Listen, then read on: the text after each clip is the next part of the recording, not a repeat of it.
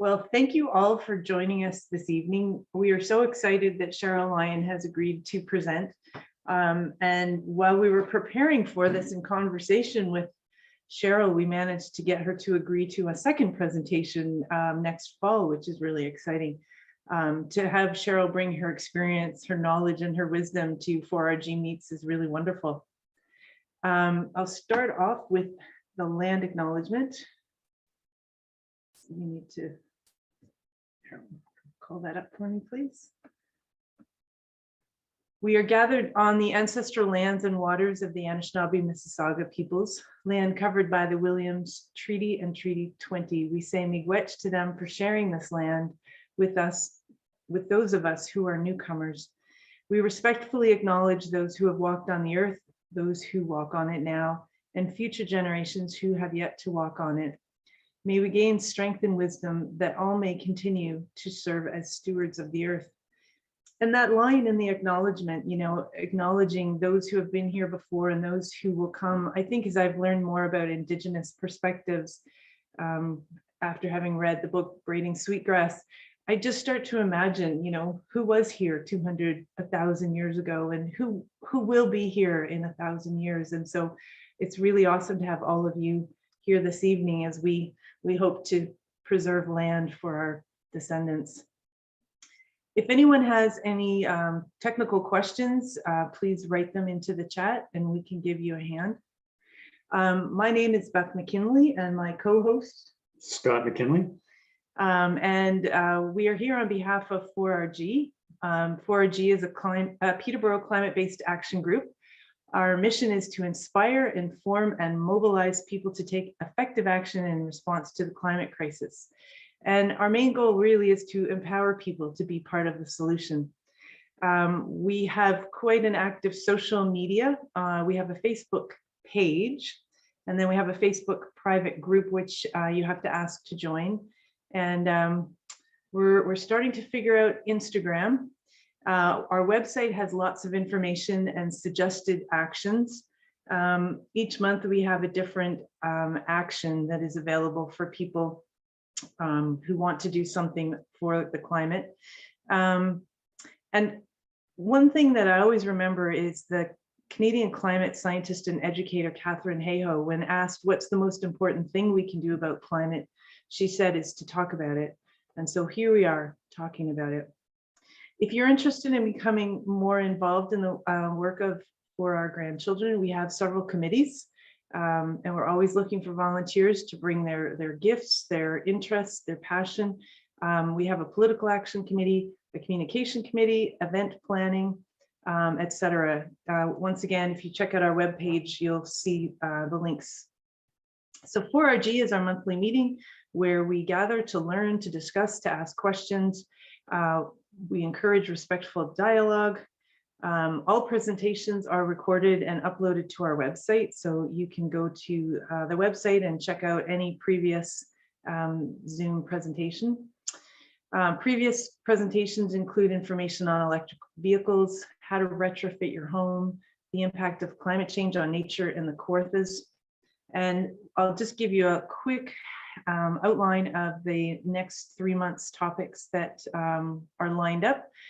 In March, Dorothy Taylor, an elder from Curve Lake First Nations, will be speaking to us. She's a member of the Sacred Water Circle.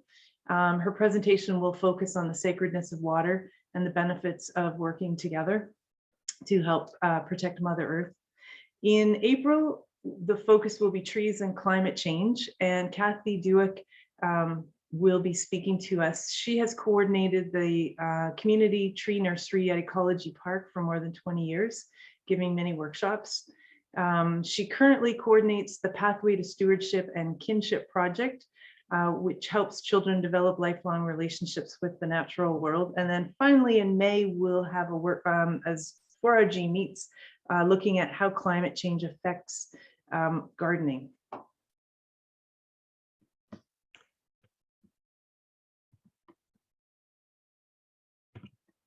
Sorry, just adjusting pages there. Great. So thanks for that, Beth. And so just so you know, for the next little while, what will be happening, we'll after I introduce our speaker tonight, although I think everyone is already quite familiar with Cheryl, she'll present for 20-25 minutes. And then, of course, there'll be time for questions and general conversation afterwards.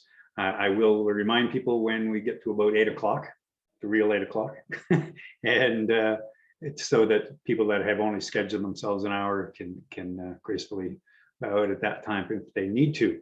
So without too much more ado, I'd like to introduce Cheryl Lyon. She works to weave nature and community and economy together in our responses to the climate crisis. That's kind of her goal. She has been an editor and contributor to Transition Town Peterborough's Greenzine magazine. She was part of that establishment for some time. She's involved with municipal social housing administration and is an adult educator. And as we get ready to start this and we talk about localization, we have to think about maybe a lot of the different topics that we've had, whether, some of them are very specific to, EVs and how to, buy a car and plug them in and that kind of stuff. Or maybe solar panels or what have you. This is a much broader topic in a lot of ways, in that it touches on so many facets of our life. And so I'm very eager to hear what Cheryl has to say about all of this. And without any further ado, I will let Cheryl take over. And don't forget to unmute yourself.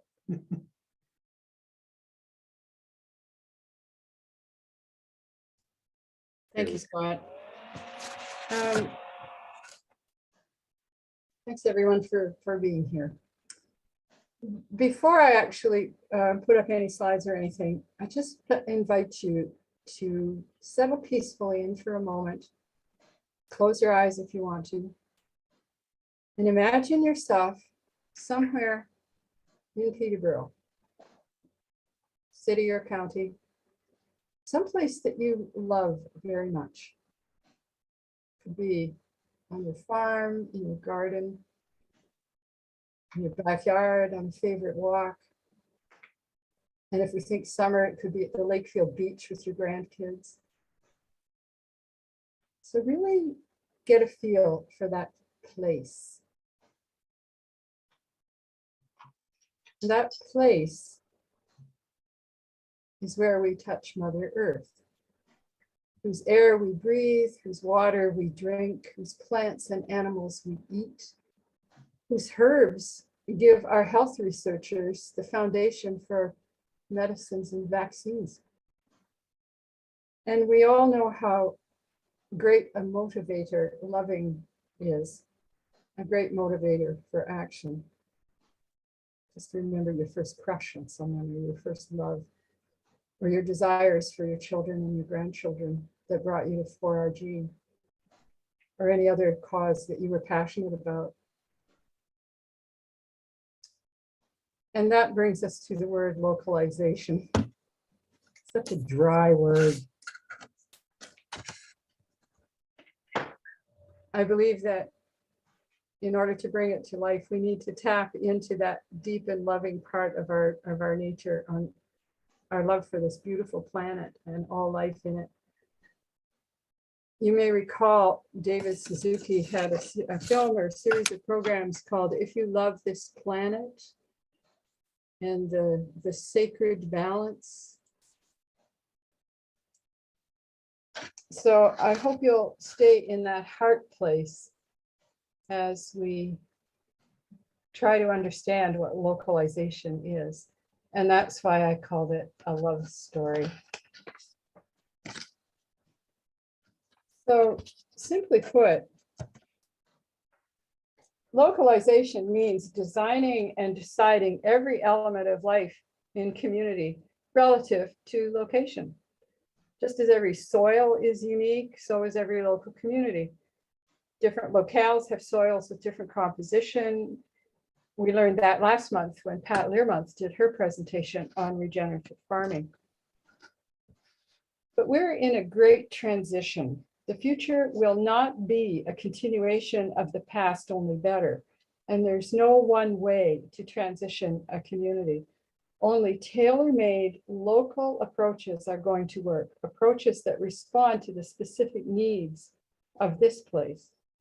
How and what we localize takes account of differences in geography, culture, community and norms, natural endowments, the economy, and the weather. So if we need a definition, we could say that localization means the process of adapting and controlling as many essential aspects of our lives as possible to a specific locale in order to support its whole ecosystem. So note the word system. We're deeply entangled in many, many systems to meet our human needs. But those needs must not destroy or interfere with the fundamental ecosystem that supports all other systems. This is why in a time of dire climate crisis, understanding localization is a powerful tool for creating sustainable human communities.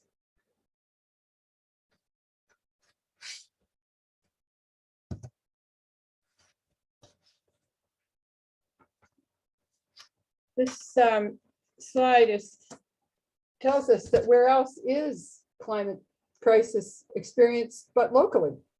Where else but here do we breathe and eat and work and socialize and volunteer and govern ourselves and live and die? Cheryl, I don't think your screen is sharing just yet. It's not? No. Can you fix that? So unless this got changed somehow, hang on. Yeah, I thought we had done that at the You need start. to go under share screen, hit the green button. Oh, sorry about that. Technology always gets us. Okay, I'm gonna get out. And I'm gonna go back. And we have had one person say she's having a difficult time hearing you, so. This, I have my volume up as high as possible on my computer. okay.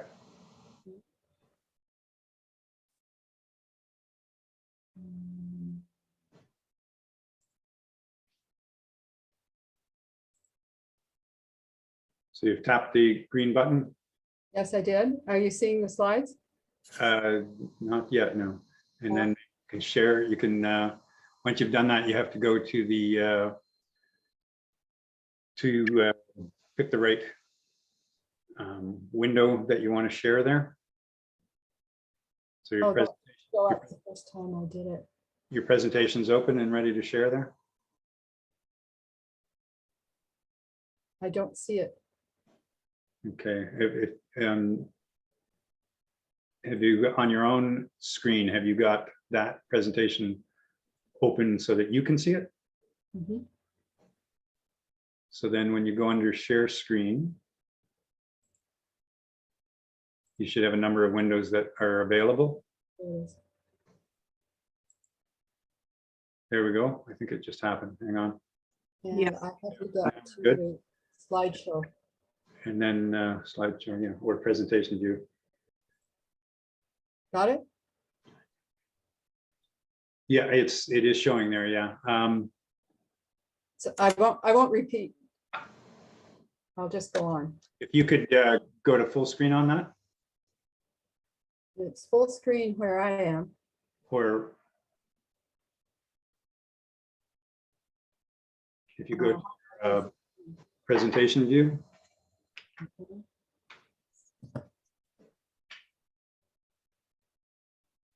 or even just go to from the beginning and go to slideshow. That's what I've done from the beginning. And And it's online. And okay, so I think what you did was you shared your whole screen rather than the window that just has PowerPoint. Right, that will work.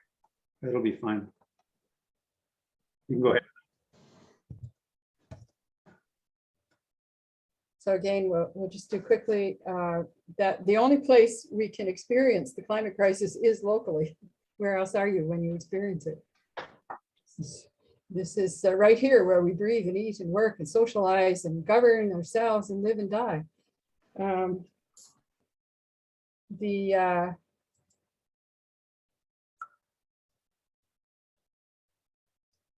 when we talk about the essential aspects of life, you could summarize them as food, water, energy, health, and culture. There are other ways of doing that, but I'm just using those categories for our purposes. We could talk about each one of those life essentials, but that would take us about a week. So eventually we'll get to using just food to illustrate localization.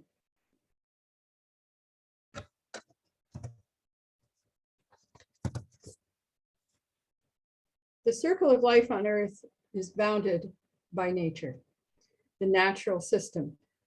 Within it, we live our daily lives in a place, and we call it here Peterborough, or we call it home. And note the place of the economy in that scheme of life. The economy always seems to dominate any talk of climate responses, as well as the current pandemic. But here, note how that it's really subordinate and it's embedded within nature, culture, and society. And how there is a balance, or that circle would wobble and fall. This is one way of representing Suzuki's term, the sacred balance. The slides are not showing. Oh dear. They're showing, but they're not advancing. So I'm wondering if you've picked the right window to share, because all we're seeing is the first slide. And so I think There you go. now it's moved. That's moving. But are you seeing what I see, which is the usual slide presentation with writing below it and the slides down the side? Yes, we are, unfortunately. Yeah, but don't worry about it. Okay. You can put up with it. Okay, so let's move on now to consider the word local. I don't know whether the effects will, they won't. So that's us, folks, the frogs. This is our local niche here in this particular part of the planet. In the natural world, science tells us that the key to survival of a plant or animal is to establish a local niche or a locale, an area where all we need to thrive is, and all we need to thrive is food, water, safety to rear our young, social connections, enough room to avoid too much competition or scarcity, and ways of circulating our life essentials. Sounds simple, doesn't it? But it's a complicated thing to do. And keeping it within the manageability of humans in a place makes it a whole lot easier. I'm thinking that maybe energy might be missing from the list of things there, but maybe that frog on the right with the martini is the energy. Well, never mind. Anyway, that list is our storehouse of values. And those are the things we need to draw on in crises.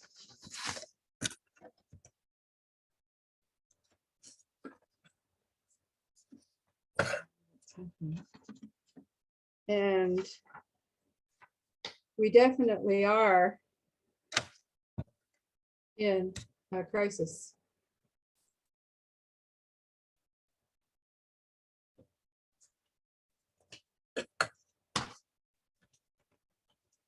So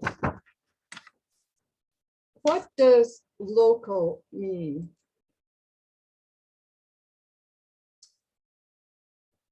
It could be defined by political boundaries, as long as those political boundaries contain all those stores of value that we mentioned in the previous slide. Or we could define local from a watershed perspective. A watershed is an interconnected geography that contains all those essential aspects of life. A regenerative farmer named Joe Brewer is quoted in his online blog as saying, "All sustainable cultures, human or otherwise, have been organized around the functions of living landscapes and bioregions. In other words, around some identifiably local region and its resources. And localizing doesn't mean that we have no connection or we don't trade with other regions. Trading has been a hallmark of human society since its beginnings. It would be extremely hard to be totally self-sufficient. So this is where we get to the food part of the presentation for localizing that essential resource. And we're going to start with oats and strawberries. Speaking previously of what we love, maybe some of us grew up loving Quaker oats for breakfast or not. But they're actually an example of localization from Peterborough history. Councillor Henry Clark was the purchasing agent at Quaker Oats up until recently. And he told me the story once of how local farmers from the Peterborough area would bring their oats right up to the door of Quaker Oats and sell them there. That doesn't happen anymore. All Quaker grains are now imported. And also up until fairly recently, I live near a railroad track. And when I would walk along that railroad track as a shortcut to downtown, I would find kernels of grain that had dropped from the train cars, but I don't find them anymore. And as for strawberries, they stand for our level of affluence and dependence on fossil fuel transportation that due to globalized trade, we can afford to get them any time of the year in a supermarket at a cheaper price than local berries. Globalized markets and trade make local seem more expensive because the externalized costs, like CO2 emissions, are hidden from us. And at least harder to compete with in the absence of conscious and strong local support from customers. And that support could eventually drive down the price. So here are two questions to think about. Could we ever go back to local farmers supplying Quaker again? And wouldn't it be a good idea to take back some power over our food production from international corporations and their long and increasingly fragile supply lines? Speaking of which, our food depends on a global supply chain. I did a check at No Frills last week. I can get fresh or frozen fruits now in February from Spain, South Africa, Chile, Greece, Mexico, and Ecuador. And all fish, canned or frozen, comes from Thailand, China, or Vietnam. The image in the picture is that huge ship that got stuck in the Suez Canal and disrupted our worldwide supply lines of many things. One ship. So that's the lengthy and fragile line that goes into our grocery stores. That's what the local farm enterprise is up against, represented perhaps by the small figures on the left and that tractor. Again, a rhetorical question. How can a regional or local economy contribute to or even replace a local population's access to nutritious food in ways that aren't harmful to people or the environment?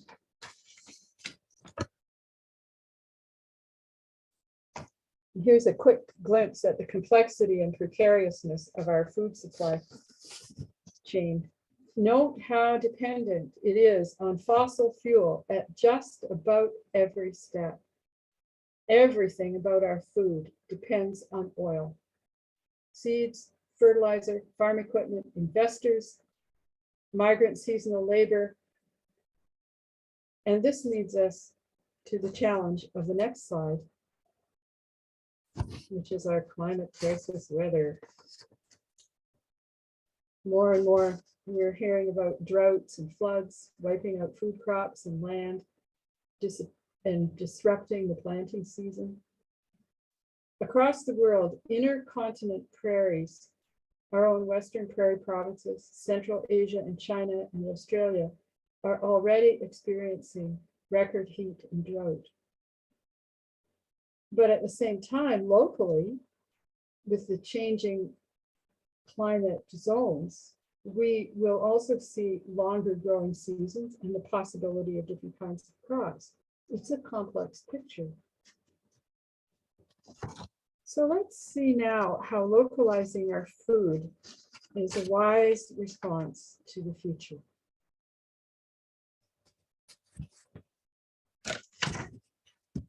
Now, here is where I might have to ask Scott's help. There's a question for everyone in the audience. When you are shopping for food at the grocery store, how many consciously think of the product's carbon emissions before you put it in your cart? You can just do that, Scott, perhaps by a show of hands.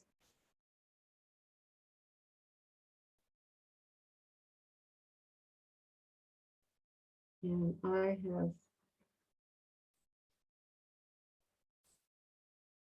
I can't see the screen. Is everyone still there? Oh my God.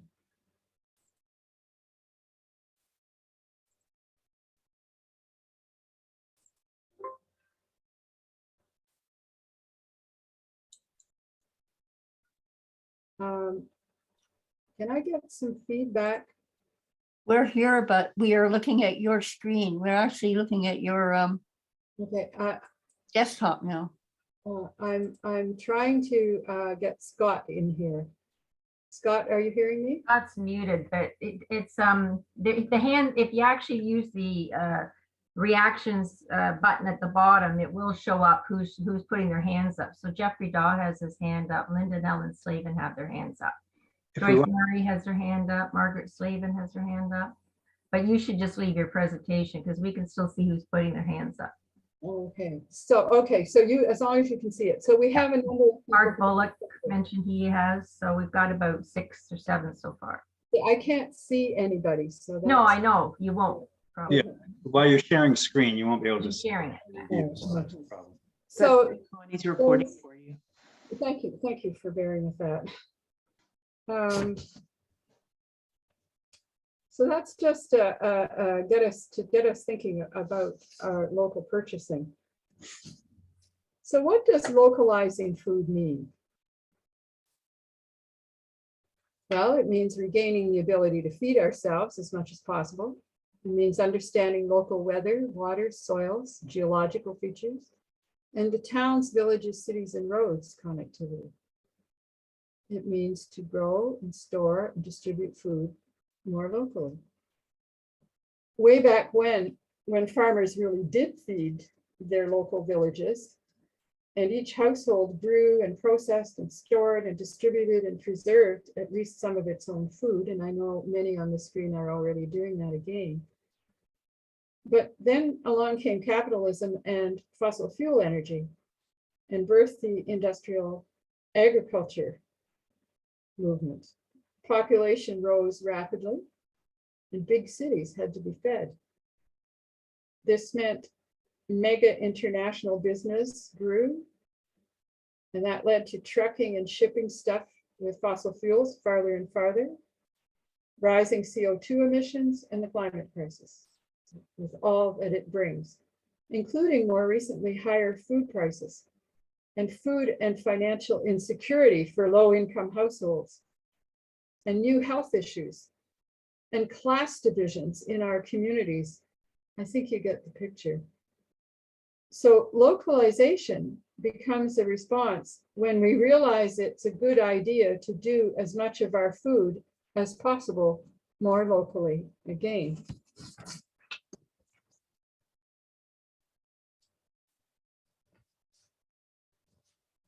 So what to you is local food security? If you want to just take a moment and answer that question in a few words in the chat.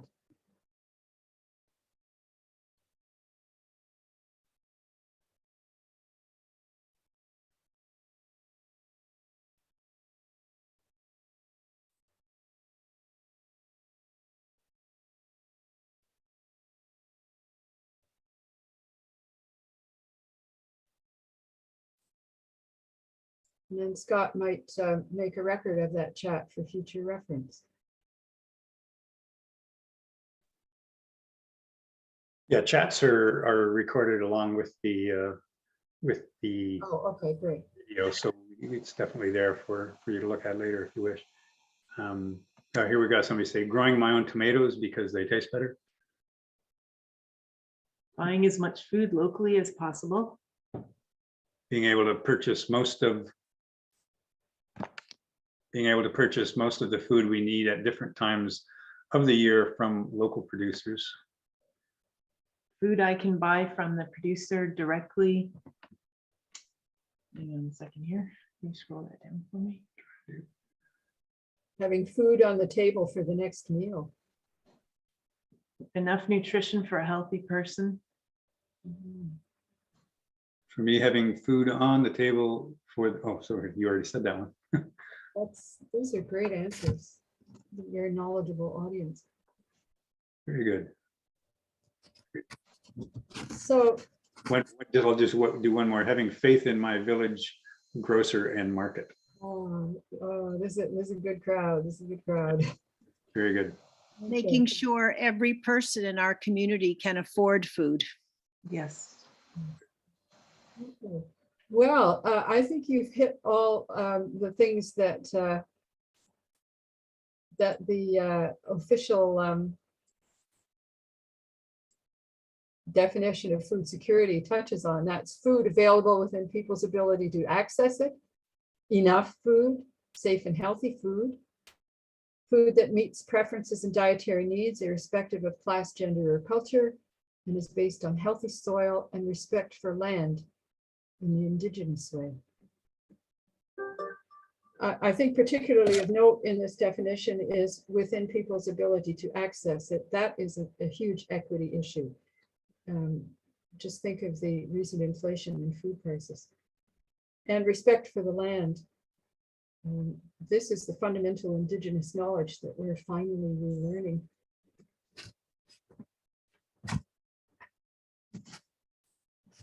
And food security also extends to other aspects, local community efforts like YWCA's Nourish program, unfortunately the food bank, and the One Roof Meals for the Homeless, school food programs, local provincial farm associations, but these are not solutions.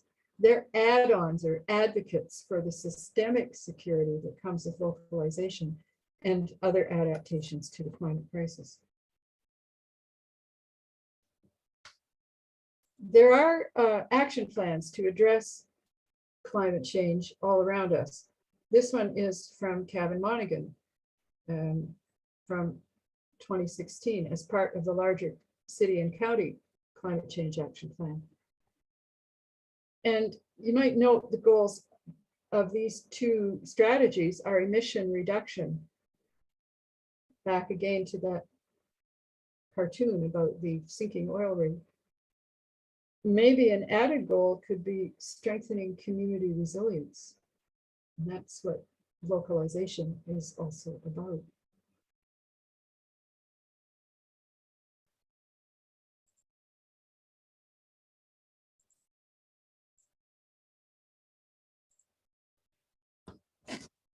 The local food economy. When you take a look at what buying local means, we could look at all sorts of aspects of the local economy, but I'll just talk about the local food economy in terms of investing and spending our money into that economy by buying local. I love the farmer's shirt here. If you can't see it, it says farm, eat, repeat.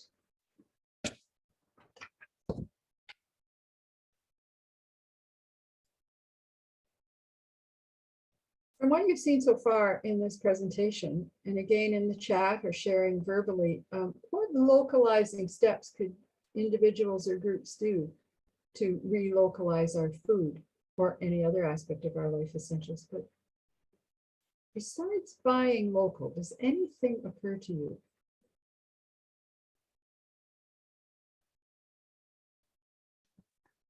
Betty and John have a response. Just unmute yourself.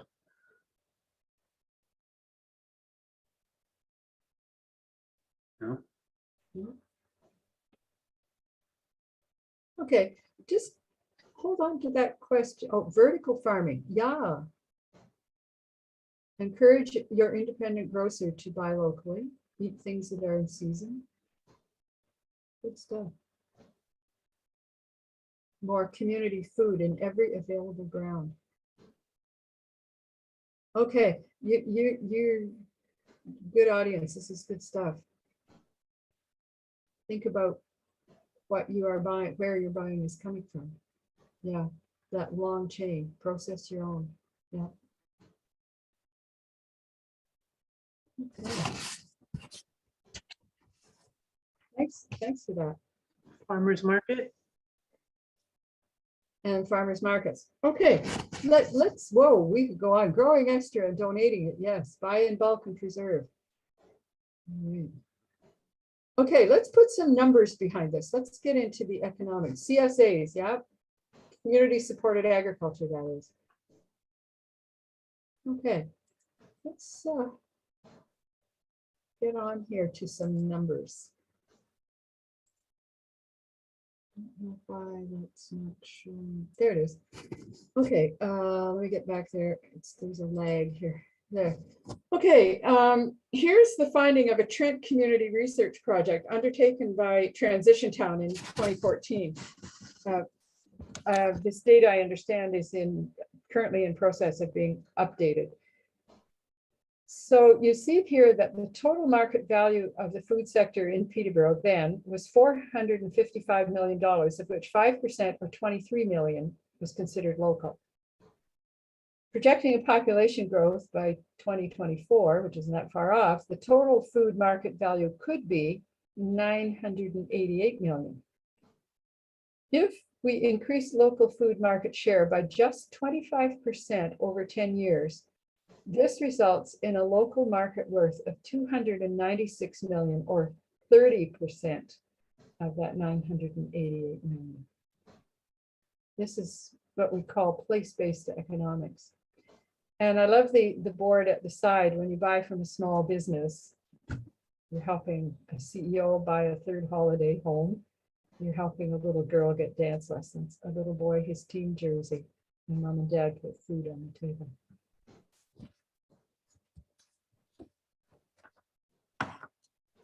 So let's look at this idea of place-based economics and its multiplier effect. Local spending on the left-hand side is like pouring our money, or non-local spending is like pouring our money into a leaky bucket. Large amounts of every dollar spent on non-local food, goods, and services that support them drain out of the local economy to district corporate headquarters. In the right column, and I apologize for the size of that, but it shows that money invested locally stays in the local economy. So when you shop at a chain retailer, 13.6% of the money that goes to that chain might stay locally. But when directed to local businesses, up to 48% of the dollar you spend sticks to the community. Now, let's recall that sandwich board sign again. Local businesses and farms spend their money back into their communities. They do it by hiring local people. They volunteer and sponsor things like hockey clubs and charities, and they buy from each other, business to business. So localization is more than simply buying local. It's about getting in place a homegrown, supporting financial infrastructure. So what does that mean? Well, here are some ideas. Some are in place, others are not. Social procurement. Right now, the city is doing a pilot on social procurement. And that means a policy for putting a social betterment clause into municipal tendering. It's called social purchasing. And the policy is to hire or to give the contracts to those firms that include a social betterment clause, hiring and supporting and employing economically and socially marginalized people. This was one thing that there was a unanimous vote on in our city council, and the pilot is underway. Already existing are co-ops and credit unions, but our culture doesn't use those the way that other cultures like in Europe use them. The Mondragon co-op in Switzerland has been around for almost 100 years, and it is practically the only way that people participate in their economy, in buying and selling. Another good idea is local community bonds for investment in local food enterprises.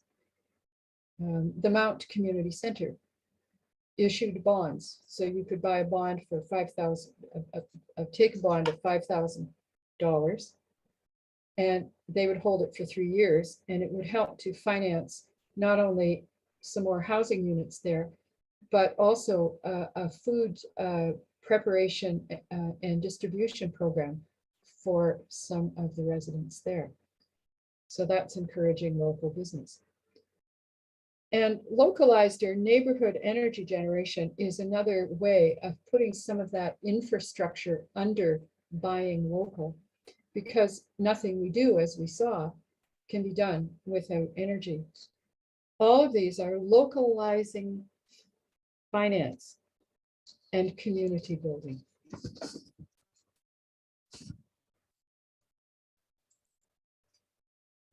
So other localizing actions include what you see here, and we've already mentioned in your chat some of these, doing your own gardening, starting a collaborative financing with young farmers, or a collective. Artists often do collective efforts to make and market their work. Why could we not extend this to food? Joining a CSA has been mentioned. Land trusts are another thing, not only for preserving ecological areas, but for growing food. One of the things that Peterborough, there are several things in this whole production and marketing of food is processing and things like abattoirs, egg grading stations, storage co-ops. Those things need to local funding. Right there at the bottom, buying at farmers markets and requesting, you've already mentioned that. Join or help financially support a local action group like 4RG or any farm organization that starts up, and demand municipal political leadership, put localization and funding for it into climate, economic, and social planning locally. When it comes to information sharing, open source everything. So to summarize, these are all local caring and collective alternatives to the global economy's cutthroat and competitive ethic. These things build the very capacity of our community in so many ways beyond just the economic. But the most fundamental way we need to be active is in energy descent. This is the urgent challenge to a local living economy and community. We must bring down our CO2 emissions. We're overshooting the Earth's capacity. What must we do? Reduce our energy use and our material consumption. The reality in future from here on, we will never match our current supply and use of fossil fuels. We've reached the limit. So here we are, for the sake of our children and grandchildren. Simply put, localization is love the place and the people where you live, build local community resources and financing, and work to replace and reduce the use of fossil fuel energy. Thanks for listening.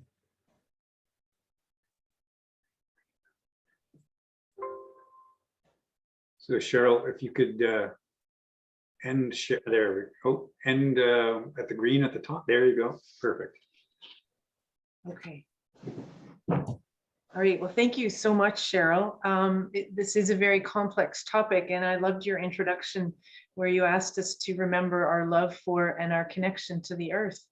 I think that's what drives all of this for many of us. And your definition of localization, simplified as a process of adapting and creating a sustainable human and earth community. Your story about strawberries and the price of fruit really makes that fragility of our supply chains clear, the length of those supply chains and our dependence on fossil fuels. I just wrote down some of the ideas that came up: sustainability, connection to land, respecting land and the planet, equity, food security, resilience. And that final takeaway, is something that we can all think about: is how do we spend our money? Where do we spend our money? How important it is to think about that, to as much as possible think about place-based economics so that we can benefit ourselves and our neighbors. So thank you.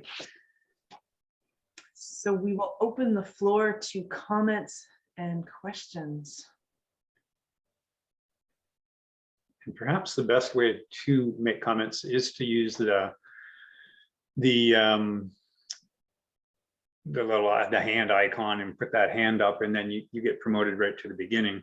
I see Betty and John Bennett put their hand up quite some time ago. I assume they no longer wanted to ask that question, but I think the word for that now is a legacy hand.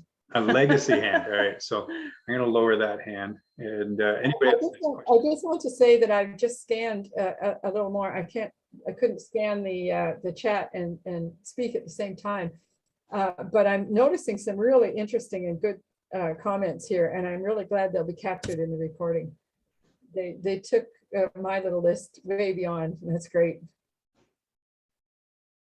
Actually, there's just to build on that, Dave Sumner has been posting a lot of fabulous articles and links on our social media page, the group, the Facebook group. So if you're not a member of that, just join it, and you can do some more reading. Plus, we also have a list of resources that Cheryl has put together for us, and that will be posted on the For Our Grandchildren website.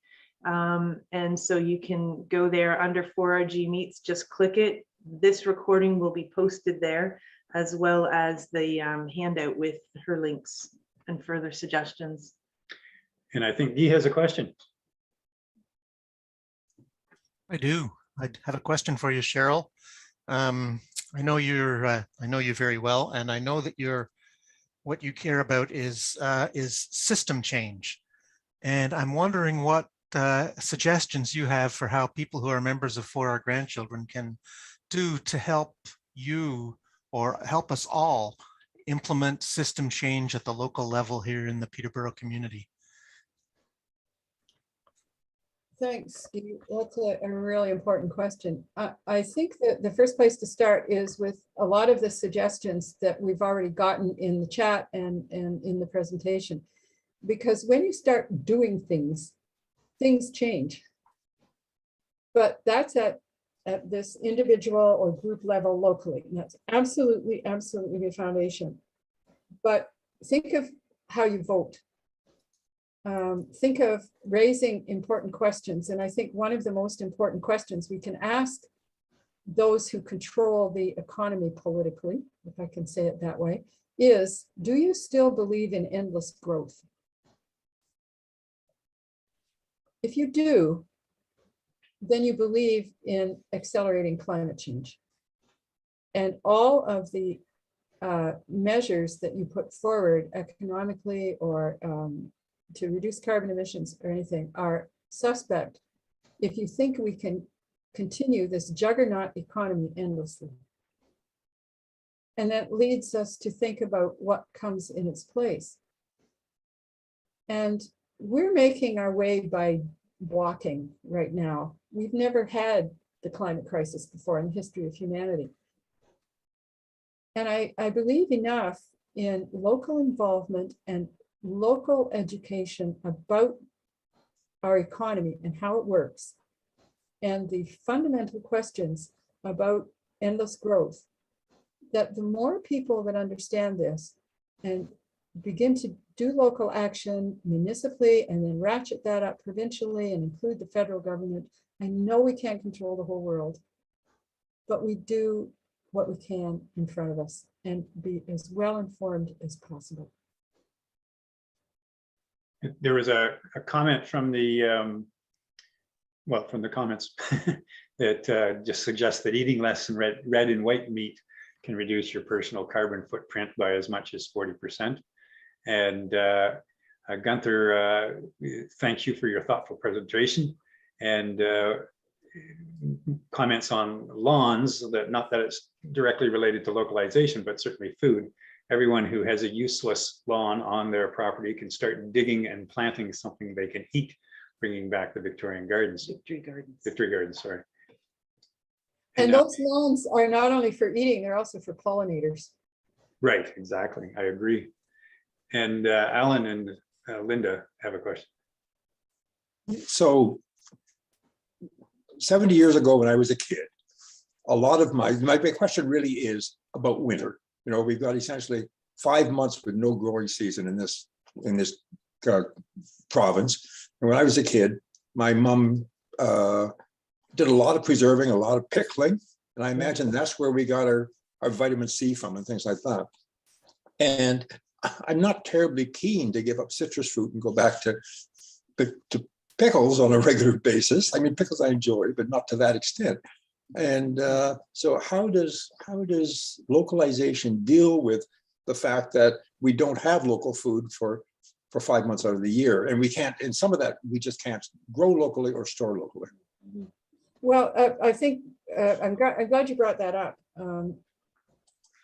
We can't localize everything. Here's a little exercise.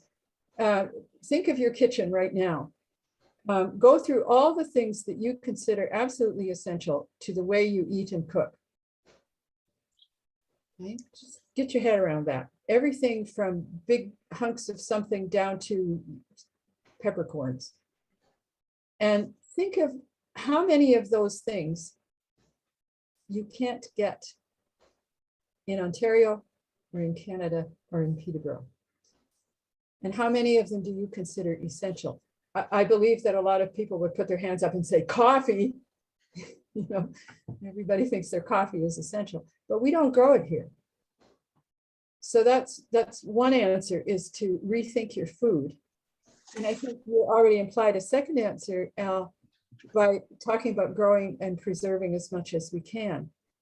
And the third part of my answer, when I asked that question to myself, is how do we, and this is an enormous challenge, how do we change our food supply system and the way our economy controls it so that we can supply still those things that we think are really essential? Try living without olive oil.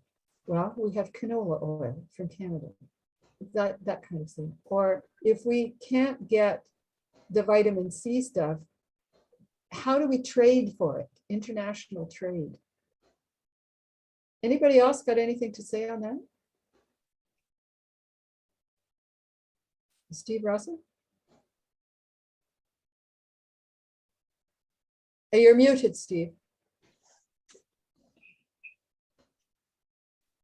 Okay, there's the new Canadian diet, recommended diet for Canadians.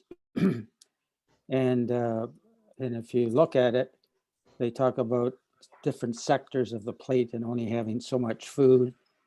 And someone should do an analysis of the types of food they recommend to be put on your plate to fulfill your dietary needs, etc., with what is local and what could be substituted. And and the one, of course, is meat, and what types of meat, and they recommend fish and so, but nobody's looked at it from a carbon footprint perspective. At least I haven't seen that, so I'll just leave that with you. Maybe you know.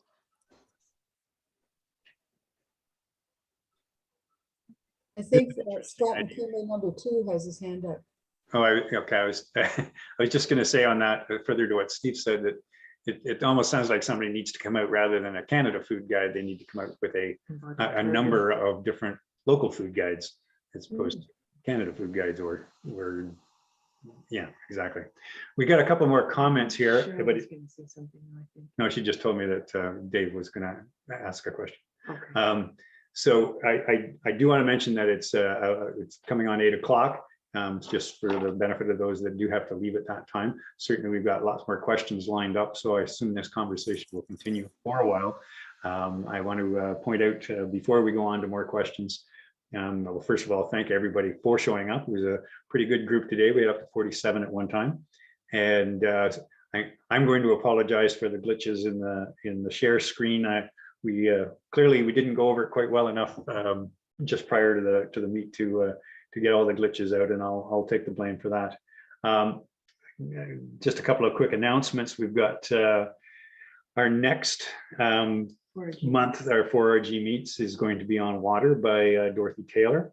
And also we have another announcement by Guy. If Guy wants to just speak up for a minute, he wanted to announce something as well. Because I just wanted to announce remind people of the very exciting event, which is on April 20th, the 4R Grandchildren Annual General Meeting at 7 o'clock. That's all. Just circle the date, put a big star on it, put a box of chocolate beside it. It'll be very interesting meeting.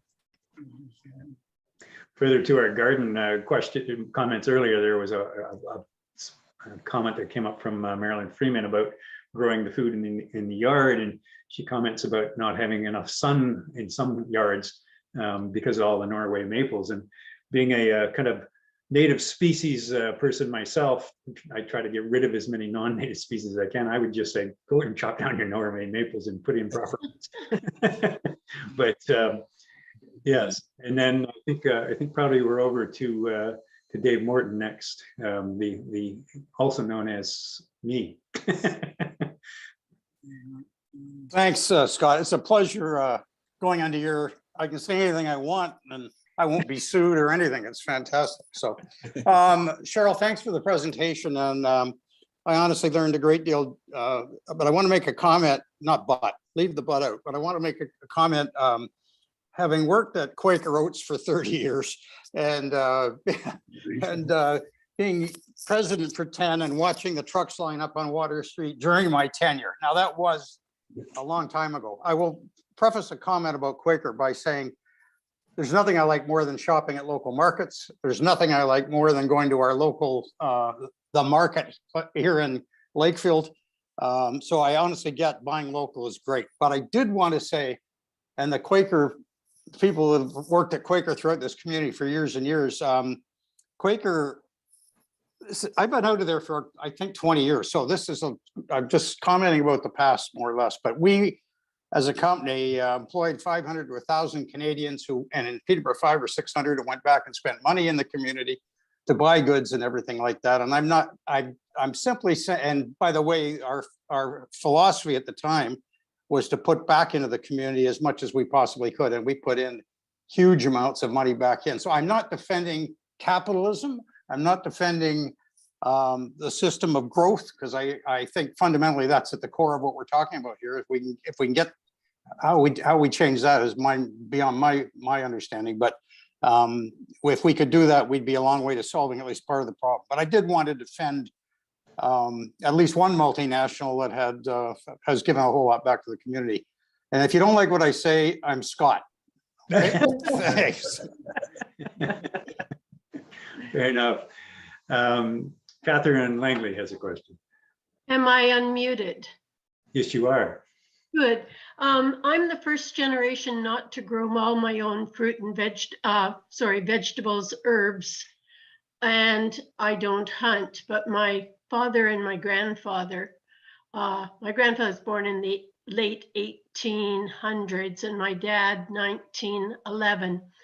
And everything, carrots, potatoes, beets, onions, everything. We had fresh tomatoes at Christmas because they were wrapped in newspaper and put in a cold cellar.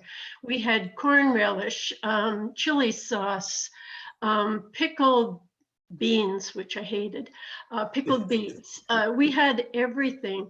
So I tried to grow things, and unfortunately I can't survive on 6 tomatoes and a whole lot of herbs.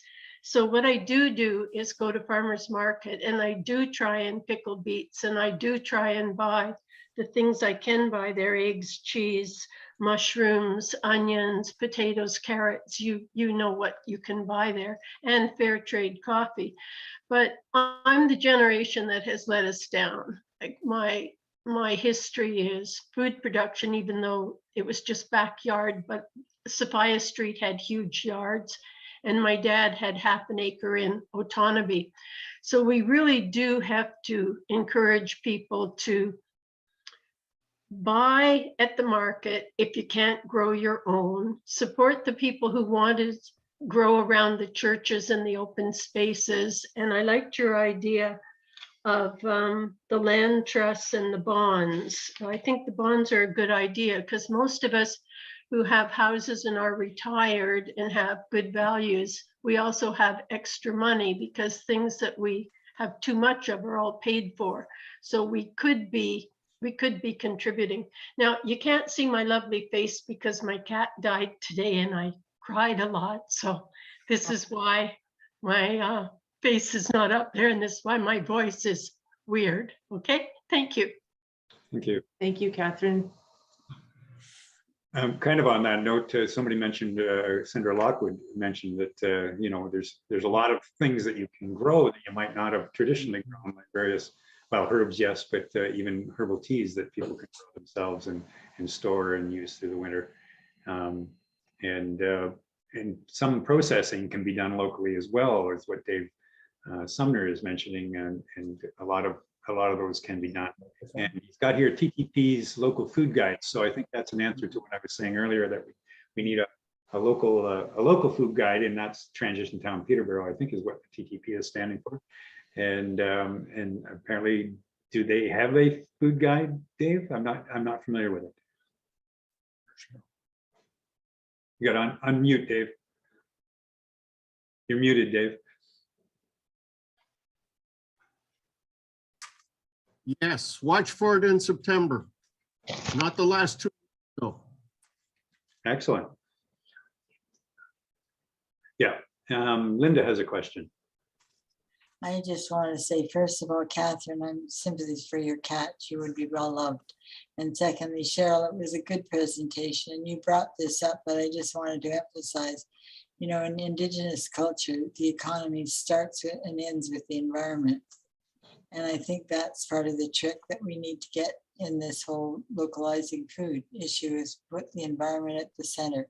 How do we get, you know, those things looked after? And we haven't been doing a very good job, so we've got to learn.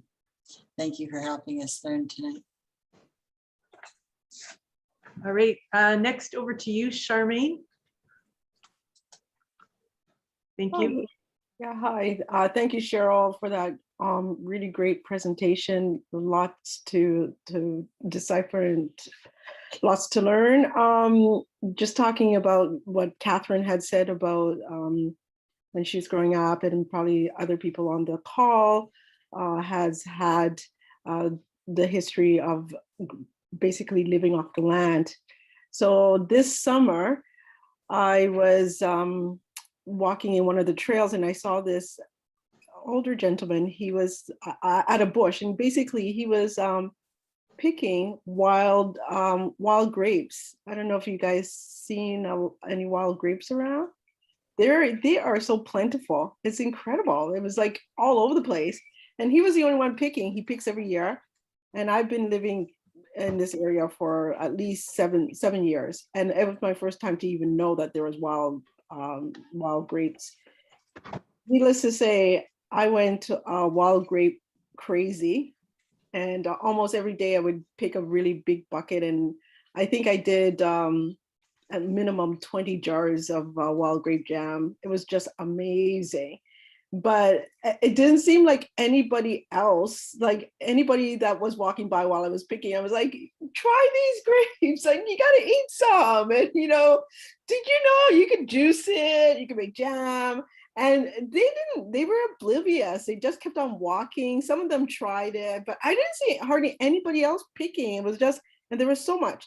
Anyhow, needless to say, my question is, with all, like, there is so much education, and how do you get people more, how do you get people even like to say, hey, the learning process of educating, especially our young people, to get in, to have a backyard, to and also even going to the farmers market, affordability.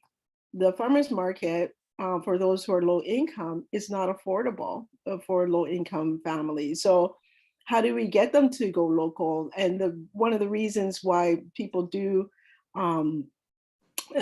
especially if you're lower income, don't buy locally, because it is more money. And so that's an issue. So how do we get local produce to low income families so that it's accessible food insecurity? Like, so how is that done? So how do we educate our young people to appreciate living off the land when they could go into a grocery store and buy things probably cheaper than what they could get from a local farmers market? So that's my question. That's a really complex answer. You've touched on just about every aspect of modern life. The thing about farmers market food being more expensive, our economic system is such that the more demand there is, the more that is produced, the lower the price gets. So if we generate enough local demand, the theory would say that the farmers are making more money locally and selling more at the local markets. So eventually the price would come down. Most people don't factor in the CO2 emissions factor of food that isn't local. So if we did factor it in, you could say that the food in the supermarket is more expensive ultimately, but it's not part of the way we think about food. Gleaning, like your grapes, I pick the blossoms and leaves of the linden tree. It's a street tree at the end of my driveway, and I make tea out of that. And on the other side of my driveway is a Norway maple, which if I cut it down would cost me a whole lot more in air conditioning. That actually covers my south-facing window. So we have all of these binds and contradictions in this complex picture, don't we? And I take Mr. Morton's comment gracefully, because yes, you are right, larger corporations do contribute back to the community. But if you analyze more closely, at least this is what I've found in Transition Town, we, if like the buying more food at the farmers market, if we spend more of our money in small local businesses, we support them as a very strong fallback when the larger economy and these large corporations pull out or collapse or whatever happens. And those owners of those businesses are, and Mr. Morton, you probably did this, so I didn't know you at the time that you were active, volunteered in the community, but statistics show that there are more of the local small business people who sponsor things and contribute to charities and are volunteers. And I'm sure you did, Mr. Morton, but I didn't know you. Marcia? I think the other Scott wants to say something. Oh, response. Oh, you mean me? Yes. I'm sorry. You called me Scott. Now I don't know. First of all, don't call me Mr. I feel too old for that, but thank you very much. Your first name. Sorry, it's Scott. It's Scott. No, it's David. No, your point's valid, but I think the only point I'm saying, I feel like now I'm defending capitalism and all the terrible things that have happened as a result of that. But I'm not. But there are companies that even multinationals that are managed in such a way that they actually do try to give back substantially to the community. And at Quaker, we had before Pepsi bought us. So things may have changed, but we are one of our key ethoses, if you will, was to try to get all of our employees to get involved in the community. Not so people would buy more product, but we thought it was the right thing to do. If you're going to live here, you should be here. So I'm talking about Quaker. I'm not making any statements beyond that, but when I saw the Quaker oats there, I went, and those trucks did line up on Water Street, and they caused, we got into a lot of arguments with farmers when their oats didn't hit the right moisture level, so we had to reject them. And so that was not fun, but Henry's a good friend of mine. I don't believe all the oats coming into Quaker are from the US. I'm going to check that one out when I get off. I didn't say US, I said they are imported. I had some statistics about Canada's oats. We import something like 1.4 billion and export 44 billion or something. The trade balance in oats is just out of whack, out of proportion. Mostly we export our oats. Anyway, I'm going to stop defending Quaker. Thanks for being such a good sport about it. Thank you. I just want to jump in after Charmaine's comments, and so I trained grapes up over the pergola on my deck, and I planted them there about 4 years ago, and now they're up to the second story, and quite a harvest this year. And we don't drink jelly or eat jelly, so I turned it into juice, and we put soda water with it from, well, I won't get into soda water, but we put soda water. And my name's Dave, in case you're wondering. Yeah. And yeah, so there's, I mean, and we only did it once. It was like one bowlful, and I got a whole lot of juice out of it. So, and they actually are a lot sweeter after the first frost as well. So that's good. Yeah. Okay, I'm gonna look at some of the comments, and then we'll go back to Catherine. So just a reminder from Charmaine that February is Black History Month. Please visit Race Relations Peterborough for events. Gratitude, Cheryl, to Cheryl and others for their comments and questions. Dave, you're a funny guy. By failing as a home farmer, we learn the frailty of our food system. That's true. Sandra Lockwood, pick your own farmers and freeze for the winter consumption. Steve Russell, the Canadian food guide, needs to be replaced with a local food guide with the recommended dietary needs, carbon impacts, and source.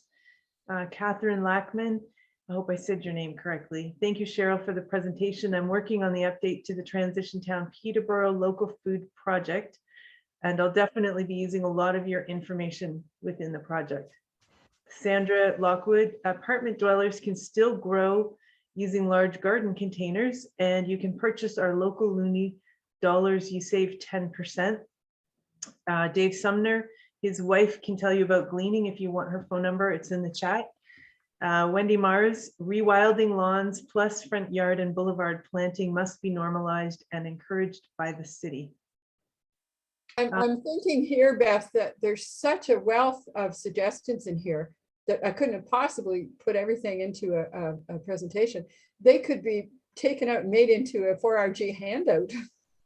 Yeah, well, now we do post not only the recording of this meet, but we also post the chat, don't we? I think, yeah, we do. If we don't, well, should. we can. Okay, we will. We do, we can, we will. That's David. That's right. Catherine, I think, is this a new hand up? I did. I take exception to the fact that farmers market is more expensive. I think you have to measure how much you get. For example, $5 for mushrooms, that's pretty good. You get a good bag of mushrooms. Eggs, the eggs are less than $4. They're good eggs. If you're living by yourself, as I am, I find things rot. So therefore I have to take two friends and say, we'll divide this larger basket of apples or pears or tomatoes so that we aren't we aren't wasting the food we're buying. But when you break it down amongst different people, I find the cost and the quality is actually better at farmers market. And then if you're into your pickling and preserving, you can buy baskets of green peppers and tomatoes, and you can't do that at a superstore. So, well, not the ones I go to anyhow, nor would I want to, but you just have to plan ahead and get your 2-3 friends who choose to buy the same kinds of things that you do, and then buy the bigger amounts, but divide them up. And I find we just have to be creative in our thinking. If we want to buy locally, if we want to love our local food supply, then we have to be creative. Okay, that's it. Thank you. Yeah, it's a whole new way of thinking about how we shop. And also, I think for me, a challenge before I was retired was time. You know, time was a huge issue. And so, you know, I wonder, can we start to have more community kitchens perhaps, where you get together with a group of people and you cook, you know, several meals in September, and they're frozen and they get you through the fall, so that busy families can start to do some of these things that we're talking about. Guy, I see your hand is up. Yes, I wanted to address Charmaine's comment about local food being more expensive, and just point out that the system change, which is in the works now, will begin to address that as it gets more and more expensive to buy diesel fuel for trucks to transport cauliflower from the end of the world. That might tend to balance the, even the playing field a little bit. Probably won't get all the way, but it'll help. Yeah, that's a really great comment. I was going to make the same, but I got sidetracked by the grapes. Yeah, I think really as we start to divest more and more from the fossil fuels, and with that, as it becomes more difficult to produce more wells and particularly oil sands and stuff, yeah, the price of fossil fuels is clearly going to go up, and as a result, yeah, your local stuff, I would think, is going to become less expensive, relatively speaking. I think Margaret has her hand up. Margaret has her hand up. You'll have to unmute, Margaret. Yeah, sorry, my cursor wasn't working. Hardly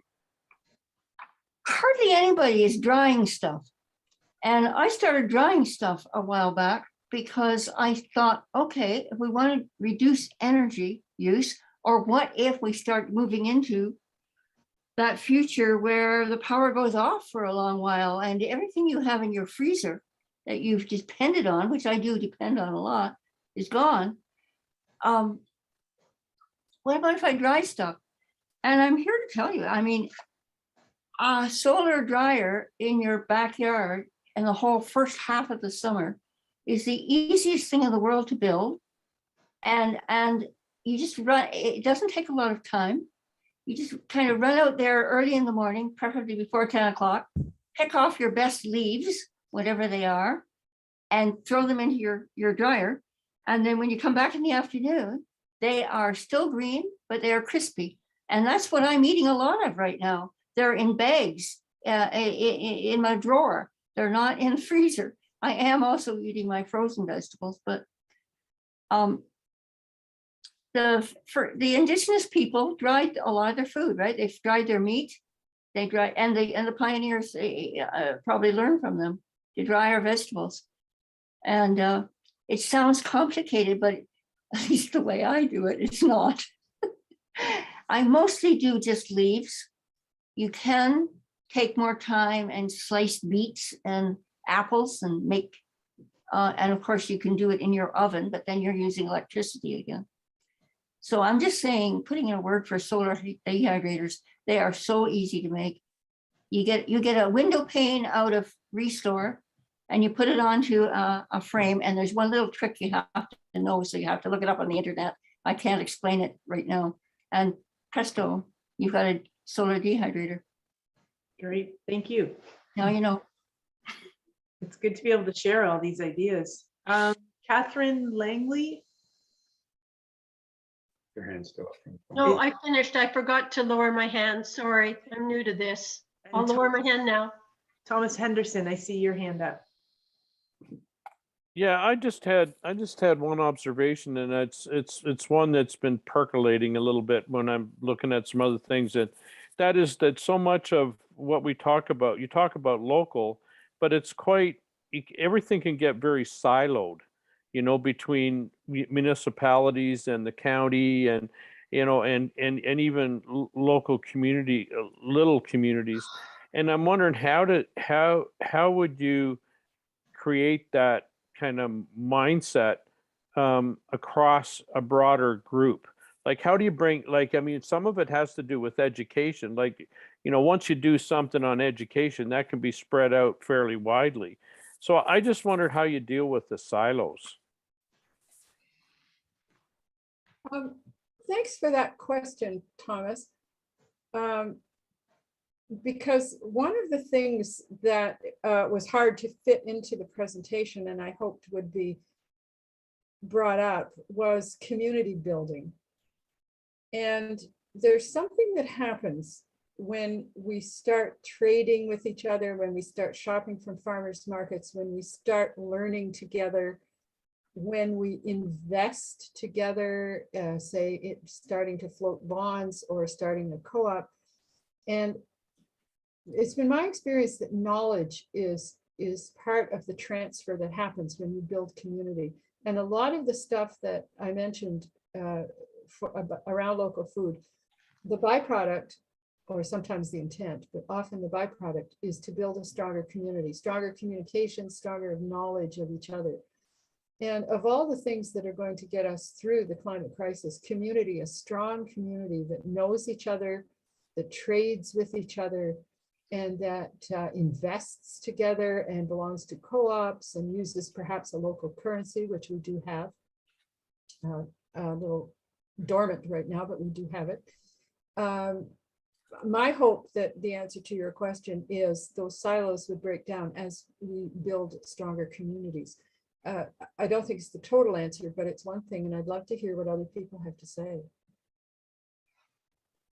Yeah, I think that's really important. And I think back to the Evangeline community, I think it was called, in Prince Edward Island, which was one of the first community, the first kind of co-op community that started in Canada, well, in North America, I believe. But it's that community, because if you don't have a sense of community, like I mean, if one municipality sees their work as within their municipality, and then you've got other municipalities going in a different direction, and they're not sharing things, they're not cooperating, I mean, then it's just a lot of hard work, like, it's spinning wheels. Nobody's getting anywhere because they're not sharing that. And it's that knowledge transfer that I think starts to really develop. That's where you can get some uptake on things, is when you start sharing the knowledge, and amongst a bigger group of people. That's just all that's my comment. Well, history teaches us that among the many, many First Nations that dot Turtle Island, North America, there was constant trade. And in that process of trading, ideas were traded of how to make things, how to do things, how to expand your gene pool, both of knowledge and other. So that's where I would put my hope. And here's another example of how that can happen.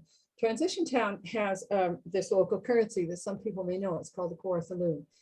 And COVID has really put a restraint on that. And it's a hard idea to get traction, because we're so married to the big currency that comes out of the federal governments.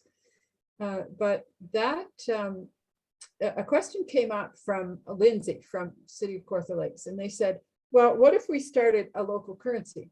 Could we use yours? And the answer was no, it should be specific to whatever geographic locale you're defining your trading area as. And then when we trade with each other, we will do it like nations do, and we'll establish an exchange rate if we want to, or we could just not do that. So there's just part of an answer to that, one of the things that you have to think about in localization.